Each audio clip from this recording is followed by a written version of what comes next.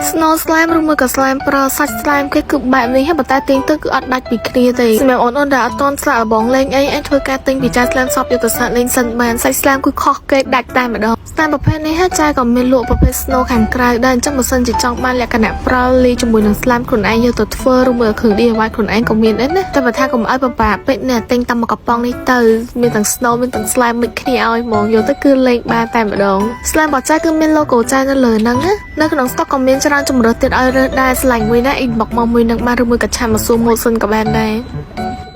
Snow slime ឬមួយក៏ slime ប្រើសាច់ slime គេគឺបែបនេះហើយប៉ុន្តែទាញទៅគឺអត់ដាច់ពីគ្នាទេសម្រាប់អូនដែលអត់ទាន់ស្លាកបងលេងអីអាចធ្វើការទិញពីចា slime shop យកទៅសាក់លេងសិនបានសាច់ slime គឺខុសគេដាច់តែម្ដង slime ប្រភេទនេះចាក៏មានលក់ប្រភេទ snow ខាងក្រៅដែរអញ្ចឹងបើសិនជាចង់បានលក្ខណៈប្រើលីជាមួយនឹង slime ខ្លួនឯងយកទៅធ្វើឬមួយគ្រឿង DIY ខ្លួនឯងក៏មានដែរណាតែបើថាកុំឲ្យពិបាកពេកណាទិញតែមួយកំប៉ុងនេះទៅមានទាំង snow មានទាំង slime មិចគ្នាឲ្យហ្មងយកទៅគឺលេងបានតែម្ដង slime របស់ចាគឺមាន logo ចានៅលើហ្នឹងណានៅក្នុង stock ក៏មានច្រើនជម្រើសទៀតឲ្យរើសដែរឆ្លាញ់មួយណា inbox មកមួយនឹងបានឬមួយក៏ឆាតមកសួរម៉ូតសិនក៏បានដែរ